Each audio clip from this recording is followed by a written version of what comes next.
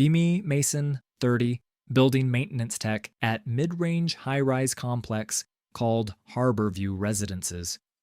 Spend days fixing leaky sinks, unclogging toilets, chasing weird burning smells before they become news headlines. Crew is small, 3 guys, 1 older dude who can fix anything with duct tape, and 2 part-time cleaners. HR used to be Linda, 60-something, cardigan collection, only appeared to hand out Christmas cookies and new W-4 forms. Rules were simple. Answer work orders fast, don't be creepy with tenants, don't burn building down, everyone goes home. Then one Tuesday, email hits, subject line, welcoming our new director of resident safety and comfort, mandatory meeting tonight. Words, director, safety, comfort all together look like horror movie trailer for anyone who actually does physical work. We shuffle into community room that normally hosts kid birthday parties and awkward book clubs. Room smells like old pizza and chlorine from indoor pool, folding chairs set up facing giant flat screen. Property manager Tom up front, with woman early 30s, sharp bob haircut, white blazer, tablet clutched like trophy. She introduces herself as Erica Lane, says she's here to rebuild trust between women and the people who enter their homes. Lanyard covered in pins. Believe women. No more silence. Tiny enamel spray bottle that says, Tears of Patriarchy. Erica talks about historic fear women feel letting strange men into apartments, how maintenance visits reenact power imbalances from home. Slides show stock photos of sweaty cable guys standing over nervous women on couches, captions about unseen daily terrors. Says Harborview will become model for gender-safe housing, where women can breathe during repairs instead of bracing. Tom smiles like man, hoping this means fewer bad Yelp reviews and more grants from mysterious city programs. We guys exchange glances that mean, please don't make us villains for fixing dishwashers, lady. First packet lands next morning in our mailboxes. Teal cover. Title, Comfort First Entry Protocols. Rule 1. No male maintenance worker may enter a female tenant's unit alone, under any circumstances, emergency or otherwise. There must always be a designated comfort officer, ideally female staff member, present as witness and emotional buffer. Problem: complex employs exactly 2 women on site. Front desk clerk Jenna, 5 feet nothing, and leasing agent Naomi, always out showing units. Both already drowning in calls, paperwork, tours, now apparently also professional emotional buffers for every dripping faucet. I ask in meeting what happens when pipe bursts at 2 a.m. Erica smiles like kindergarten teacher explaining sharing. She says, true safety never sleeps. Adds will build on-call comfort rotation once program proves itself. Translation: for now wing it, but if something goes wrong, we'll blame whichever man walked in first. Second rule: all maintenance entry must be pre-scheduled inside. Visit window, 9 to 4, Monday to Friday, no exceptions.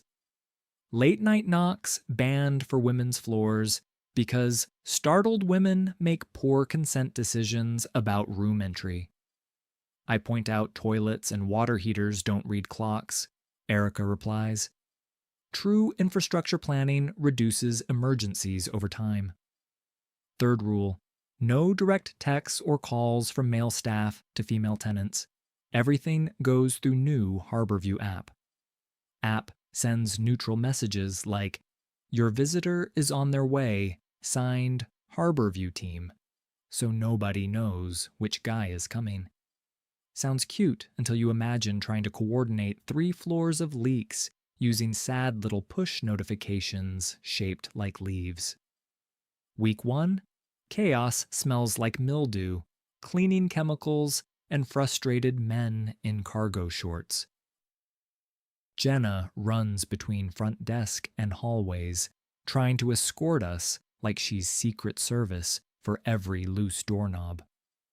Tenants already annoyed because app windows are 3 hours long, like cable company, but with less entertainment when we arrive.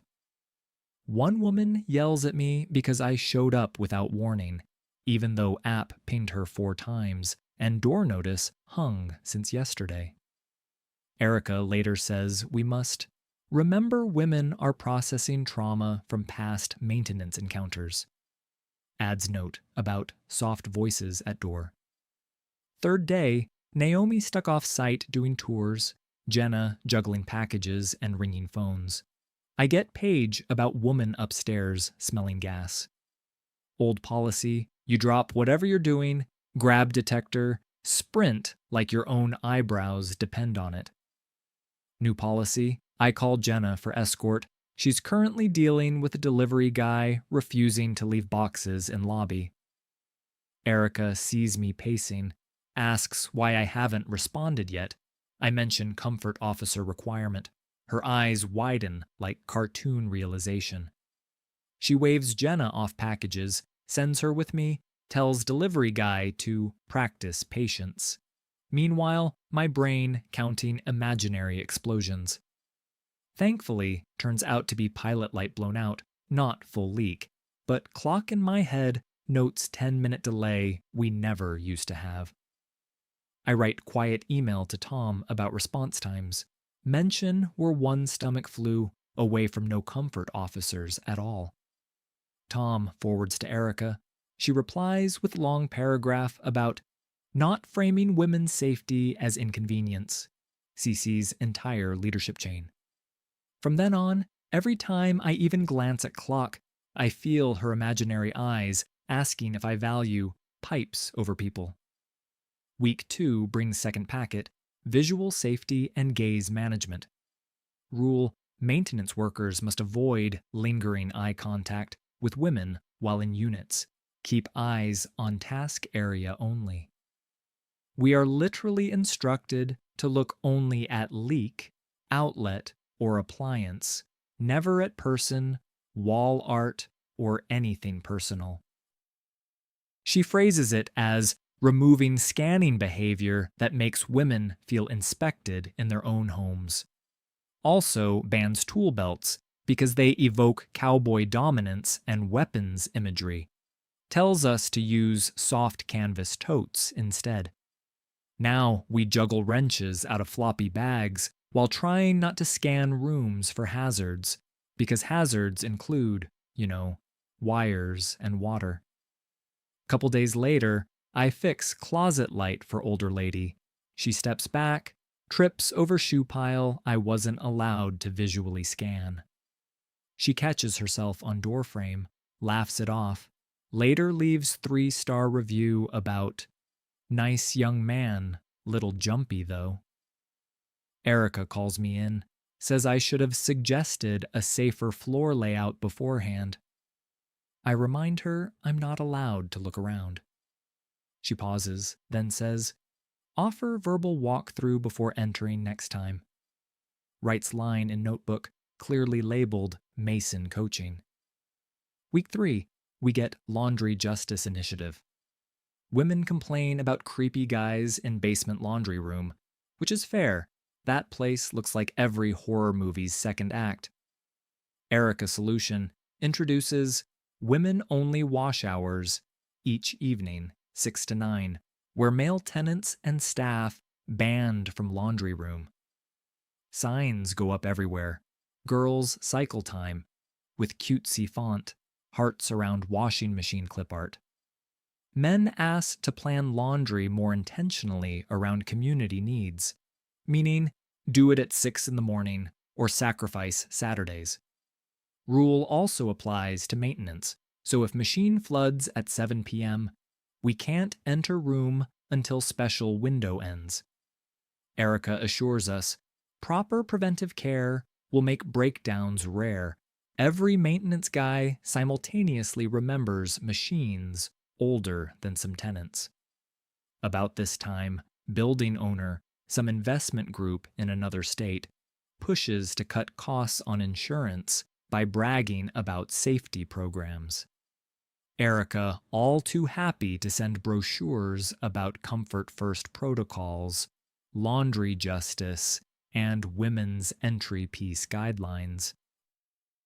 None of that touches the fact that boilers still groan like dying whales and pipes in 17th floor ceiling date back to flip phones. Midsummer hits, humidity thick, everyone showering twice as much, air conditioners crying, water usage graphs looking like ski jumps. We start seeing more leaks, little spots on ceilings, bloated drywall bubbles nobody notices until they sag like sad balloons. One afternoon, Naomi forwards urgent ticket. Teen girl in 15B complaining about brown stain growing above her bed. I ask Jenna to coordinate visit. She says mom scheduled for tomorrow morning because tonight is homework and quiet time. Part of me wants to override and check now, but Erica's voice in my skull whispering, consent, scheduling, respect, like guided meditation. Next day, already overloaded, Jenna out sick with stomach bug, Naomi bouncing between new move-ins, Erica hovering because owner rep visiting. App pings me at 10. Visit window open for 15B. I grab tote, clipboard, try not to think about how much day already on fire. Mom answers door, clearly frazzled, points at stain above daughter's bed, now size of beach towel, edges dark, center bowed. Under old rules, I'd have been up ladder in 30 seconds poking test hole. Now I'm supposed to verbally walk through work plan first. Explain that I need to move bed, lay down plastic, cut small opening. She hesitates, says daughter took exam all morning, sleeping now. Erica's posters say, honor women's rhythms. My training manual says, don't let ceiling land on sleeper. Brain caught between slogans and gravity. We compromise. Mom nudges bed aside while daughter grumbles. I roll plastic, eyes glued to stain like it's counting down. First cut releases trickle of brown water that smells like old coins and basement. Not great, but manageable. I tell Mom this is sign of bigger leak upstairs. Ask to get into unit above, 16B, probably overflowing tub or bad pipe. She says neighbor is single woman who hates men knocking, always complains at meetings about maintenance barging in. We go to Erica with update. She lights up like this is perfect test case for her program. Says she'll handle communication personally, sends app message and long email telling 16B we suspect leak and want to collaborate on a solution. Woman in 16B replies 2 hours later, says she's on a deadline and needs quiet time without strange men stomping through bathroom. Erica beams, says at least woman feels safe enough to advocate, promises to schedule comfort-accompanied visit during tomorrow's 9 to 4 window. I mention that stain downstairs already dripping again. Erica nods, but says, we can't bulldoze boundaries in the name of pipes. Later that evening, I hear faint thump from recognition, no sound of water traveling wrong way inside walls like some cursed sixth sense. Go check 15-floor hallway, see stain now bubbling like blister, small drip hitting bucket I left, floor fan humming sadly. Would normally go straight up to 16B and say, sorry, emergency, have to look. Fix issue in half an hour. Apologize with free air freshener. Instead, I text Erica per protocol. She replies, already reassured 16B we'd respect her quiet time. Don't break that trust. I stare at text, stare at ceiling, Think about drywall weight, bed placement, mom who seemed one bad surprise away from meltdown. Night falls. Jenna still sick. Naomi gone home. Only me, Ray, and night security guard left on duty. Around 7 p.m., building full of people returning from work, kitchen smells and arguments floating under doors. I'm in boiler room adjusting pressure, hear crack over intercom, weird echoing pop like someone snapping frozen branch through microphone. Radio squawks, security guard shouting, 15 floor, ceiling down. I repeat, ceiling came down in hallway by B side. Heart drops, sprint upstairs 2 steps at a time. Toolkit banging against hip. Erica's laminated posters flashing by on walls. Turn corner and see it. Chunk of ceiling outside 15B's doorway collapsed. Drywall, insulation, and filthy water all over hall. Door of 15B open, mom standing there in slippers, face pale, daughter behind her coughing, hair dotted with wet plaster. Section above bed, partly intact, but sagging, piece near vent gave way first, sending waterfall into hallway instead of straight onto girl's face. Lucky angle, unlucky hallway, still looks like set piece from low-budget disaster movie. Water still pouring from jagged hole like someone hung busted shower in wrong place. Fastest path would be to run straight to 16B, use master key, shut water, call upstairs emergency justified, apologize later. But new rules say no entering woman's unit alone, especially one who explicitly asked for no surprise visits. Security guard looks at me. We both silently calculate damage per second. Wonder how many dollars per drip. I call Erica, explain situation, barely hide irritation. She says, "Do not violate entry protocol. I will come up and mediate." By the time she arrives with Naomi trailing behind, hallway smells like wet cardboard and patience, ceiling missing another foot of plaster. Erica knocks gently on 16B's door, uses soft therapist voice. "Hey, I know you asked for no after-hours knocks." Woman opens door a crack, sees Erica and Naomi, relaxes slightly, then sees water streaming down her bathroom wall behind them. Inside, looks like someone filled ceiling with soup and then invited gravity to a party. She shrieks that nobody told her it was this bad. Erica starts saying something about scheduled visit tomorrow, gets cut off by another crack above. Ray and I finally allowed in under joint supervision, sprint to bathroom, shut main valve, start laying towels like building triage nurses. Emergency cleanup crew called, industrial fans brought in, hall turned into wind tunnel within an hour. Next morning, insurance guy shows up with clipboard, expression permanently disappointed, like Santa who only brings denial letters. Takes pictures of hallway, ceiling, ruined mattress in 15B, warped cabinets in 16B, little girls' school books soaked into mush. Asks for maintenance logs, leak reports, any previous warnings. Tom prints stack that looks uncomfortably thick. Insurance guy flips pages, stops at my first report about stain, my second note about leak worsening, my email recommending immediate entry upstairs.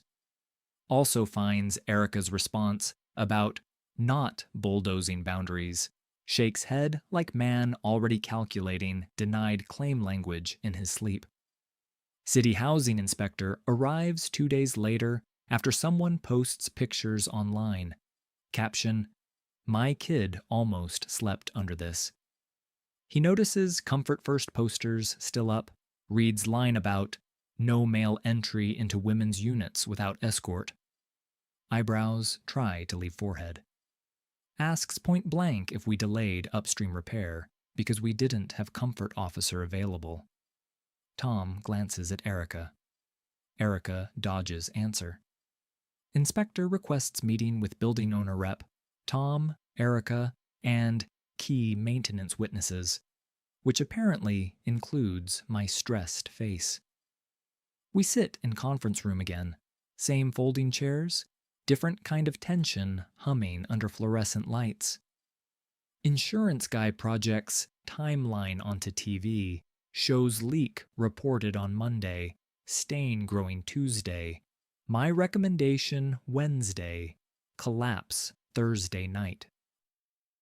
Overlay includes quotes from app messages, including 16B's "Don't send strange men tonight," and Erica's "We'll wait for scheduled window."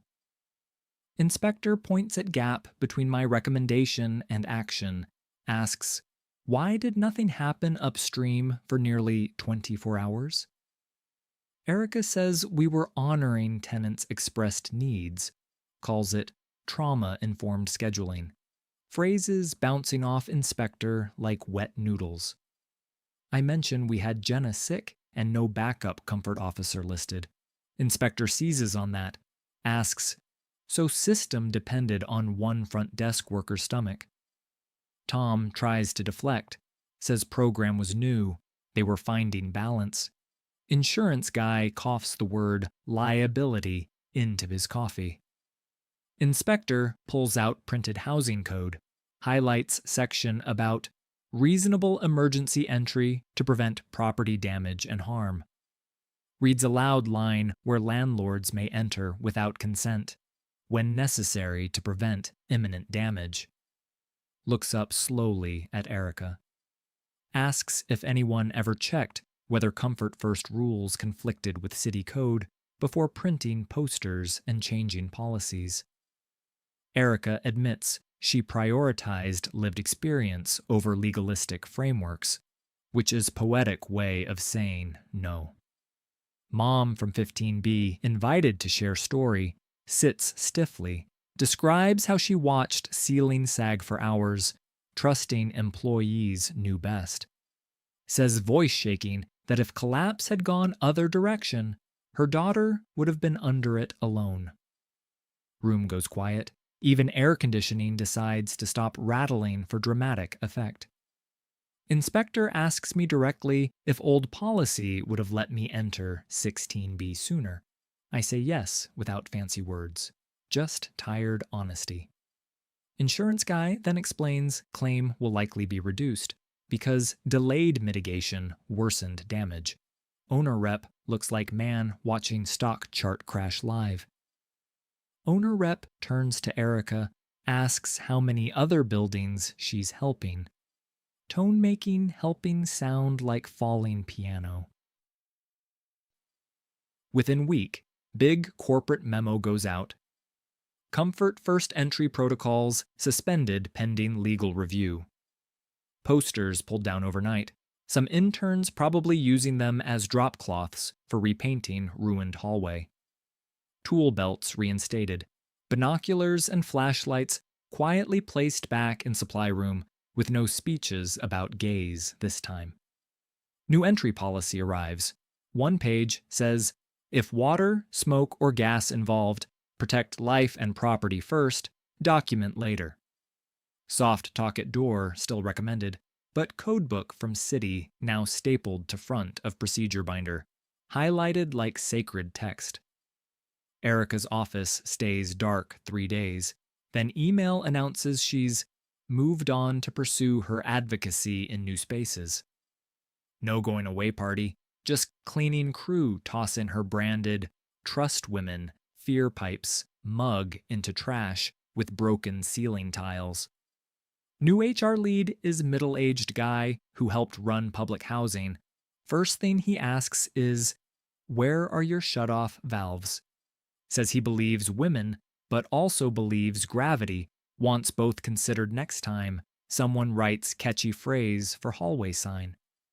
Repairs drag for couple weeks, fans hum, dehumidifiers slurp water from carpets, tenants grumble, but at least nobody else gets showered in plaster. 15B kid gets new mattress, book vouchers, apology basket with snacks and gift cards, still jumps when she hears strange pops in walls. I still feel twist in gut, remembering moment I stood staring at stain, phone in hand, waiting for permission I didn't need. Not hero, not whistleblower genius, just guy who let a dumb poster and some buzzwords sit between him and common sense. End of season, I apply for maintenance supervisor job at smaller complex across town. Interview with older woman who used to run school buildings. She asks what I learned at Harborview. I say, never let a slogan decide when you fix a leak.